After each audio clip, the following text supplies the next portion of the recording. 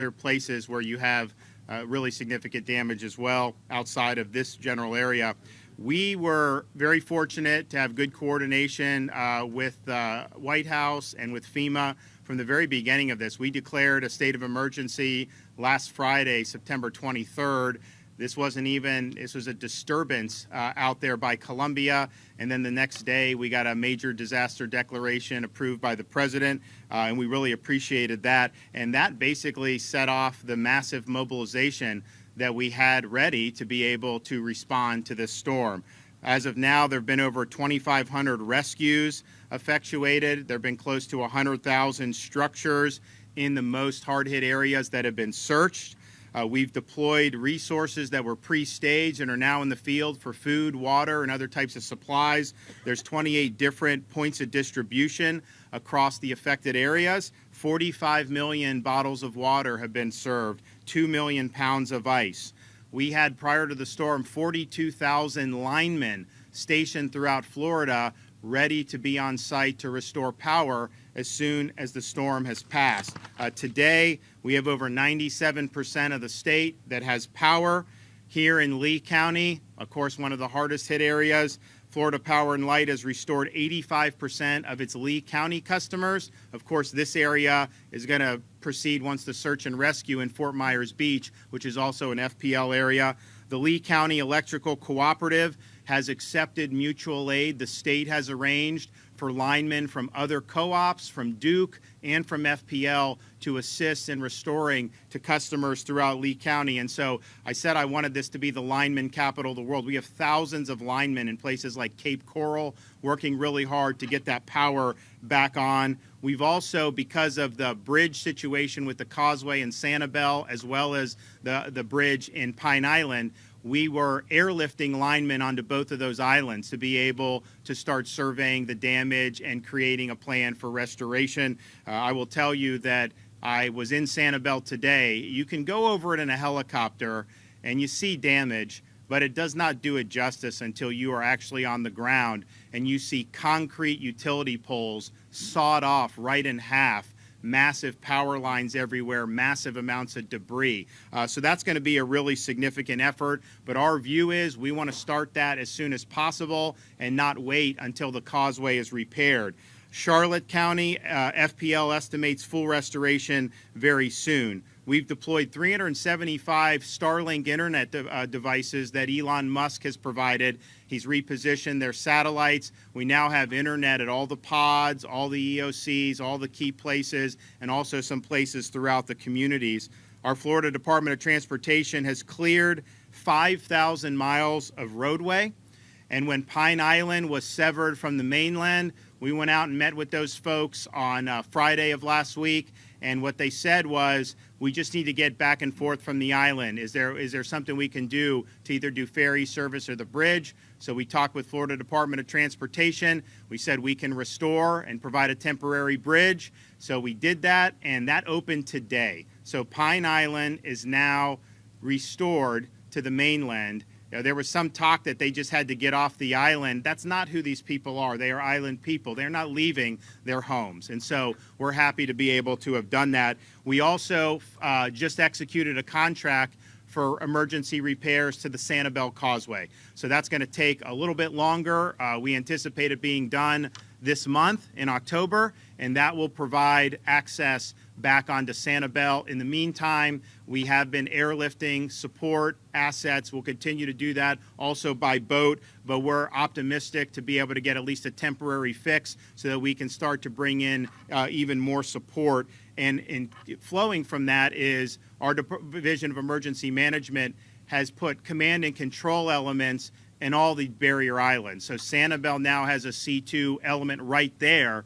They don't have to worry about going to the county or the state. They're there, and they are going to be effectuating those operations. And so major reconstruction of the power in Sanibel is going to be necessary, and massive amount of debris removal Here, of course, you see, but certainly in Sanibel, really, really significant. And I want to thank the administration has approved now 60 days of 100% reimbursement for debris removal. You have some of these communities here, their bill for debris removal will likely be more than their annual budgets. And so this is really, really significant help. So we thank them for doing that. I also want to thank the First Lady, my wife Casey. She launched FloridaDisasterFund.org at the end of last week. It's now raised over $35 million.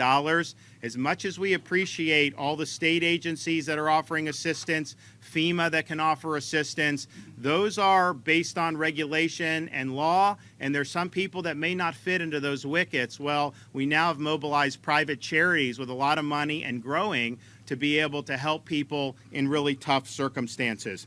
I also just want to say that when you're doing responding to something like this, you have to integrate various levels of government. Of course, our counties and municipalities, they have the boots on the ground. They're involved every day in life safety missions, whether it's police, fire, rescue, what you name it. The state, we manage and coordinate amongst various counties. And then, of course, the federal government, FEMA, providing support. And I think we've worked as well across state, local, and federal of any disaster that I've seen. And so I want to thank Administrator Criswell from FEMA for being on the ground, being supportive, and being very responsive. I think one of the things that you're seeing in this response, we are cutting through the bureaucracy. We are cutting through the red tape, and that's from local government, state government, all the way up to the president. So we appreciate the team effort.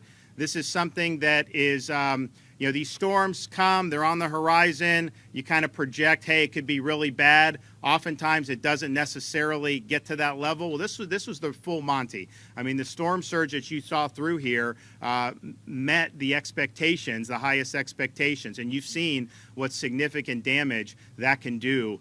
So I'm just thankful that everyone's banded together. We've got a lot of work to do here, but I'll tell you, the spirit of the people of this state and Southwest Florida has been phenomenal. When I'm meeting with people that have lost everything, that are 85, 90 years old in shelters, and all they can do is thank the Red Cross, the fire, the state, FEMA, for all the support, that shows you some of these folks. They are thankful that they have so many people that are there supporting, and that's really, you only get there if it's a team effort. So, Mr. President, welcome to Florida. We appreciate working together across various levels of government, and the floor is yours.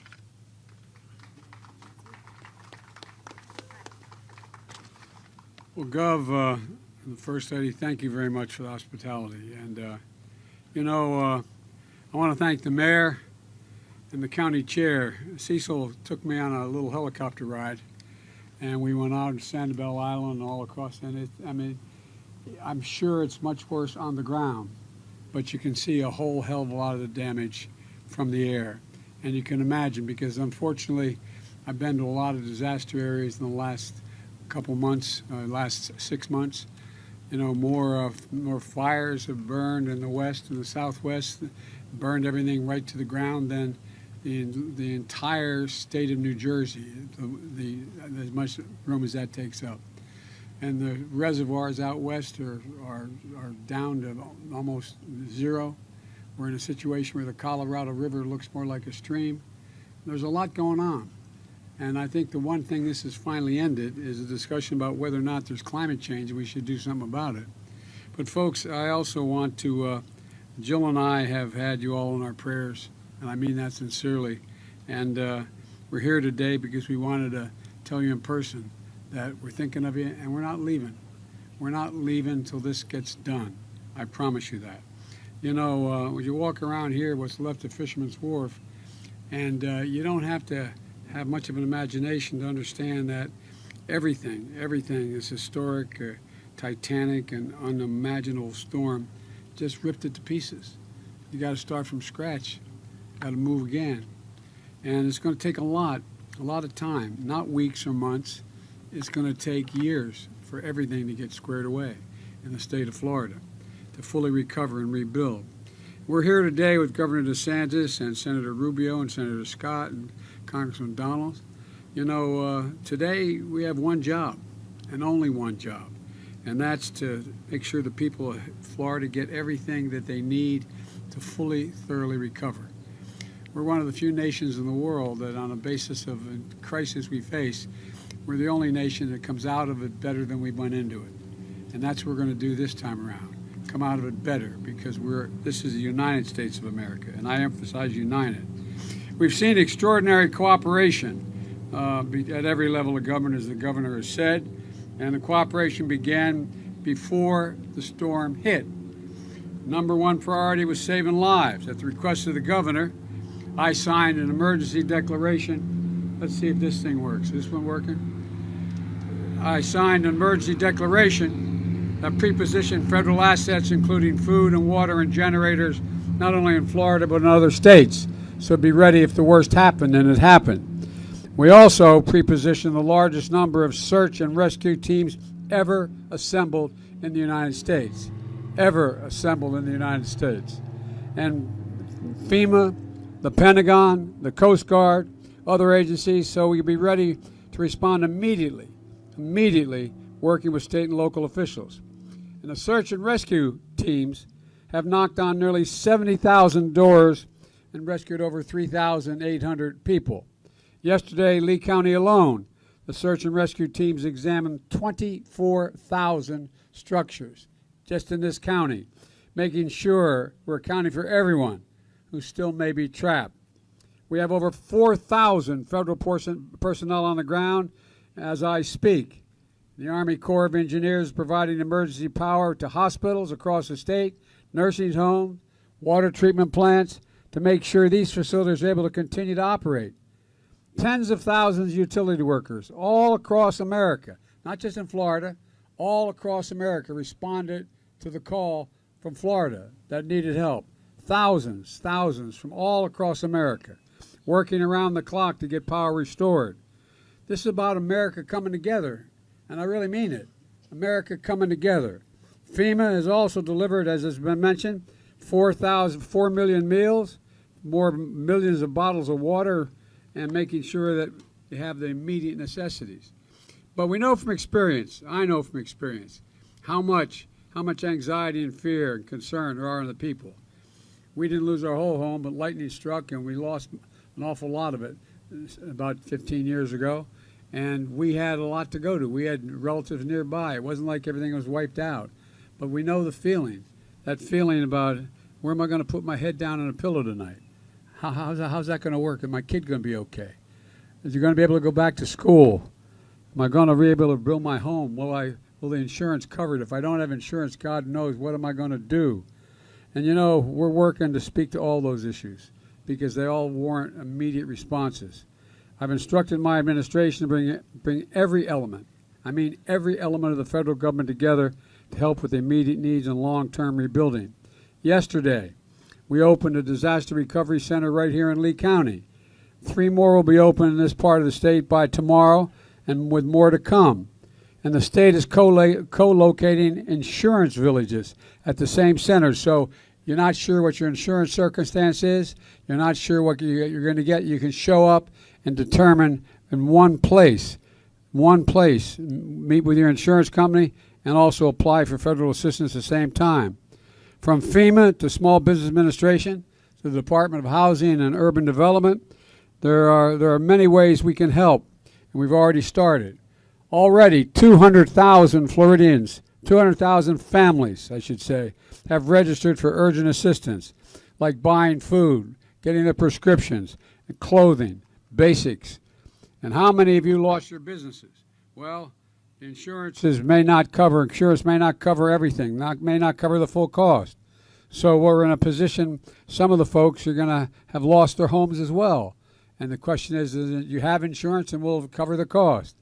Well, I directed the Small Business Administration to speed up the processing of low-interest disaster loans that can provide up to $2 million for small businesses and nonprofits, and additional money for lost income, and 200,000 for homeowners to close the gap between what insurance won't cover and what their needs are.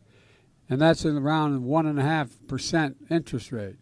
And folks, look, yesterday the state asked me, and we immediately agreed to activate our hotel program. So individuals who need hotel rooms won't have to pay for anything.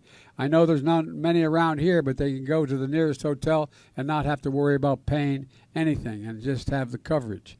If you don't have insurance, or if you're underinsured and you found a place to rent, or your car has been destroyed, you're maybe entitled up to $37,900 in federal funds. If you need to make repairs to your home, you may be eligible for another $37,900, not $39,700, $37,900. So you possibly can be able to get close to $80,000 for your needs. It's available. And folks, look, the most important thing you can do is register so we can help figure out who is eligible for these things. Hundreds of FEMA personnel are going door to door, and to help with that, well, you call 800-621-3362, and I'm told you're waiting for hours and hours to get through, and you're not getting anybody answering the phone. We've talked about that on the way down in Air Force One, and we're going to try to speed that up by having additional personnel. We're trying to expand it. So you have to have a little patience for us to get it all done. So many people are contacting. Or you can go online to disasterassistance.gov and find out what you're eligible to receive. Or you can sign up in one of the multiple disaster recovery centers, the one that's opened here and many more that are going to be opening. Meanwhile, in the counties hardest hit, the federal government, at the request of the governor, in the very beginning, said we'll cover 100% of the cleanup cost, the debris cost, which is billions of dollars before it's all over, if you think about it. That we're going to pay 100% for 30 days. I just extended for another 30 days, and the governor and I talked. I think he's going to have to come back and ask for some more beyond those 60 days because it is consequential. Unless you clear the area, there's not much else you can do. And so, folks, look, we have a long road ahead of us, rebuilding entire communities from the ground up. I want the people of Florida to know you have my commitment and America's commitment that we're not going to leave. We're going to see you through this entire process, and it's going to take a hell of a long time, hopefully without any snags in the way. Later, after the television cameras have moved on, we're still going to be here with you. We're still going to be moving. We're still going to be doing everything we can to try to put your lives back together again. So many families in this community, their homes destroyed. And where we're standing now used to be a busy strip of restaurants and shops. They're now wiped out. The Sanibel Causeway is ripped in two, stranding hundreds of people on the other side. Many of them don't want to leave, but some have wanted to leave.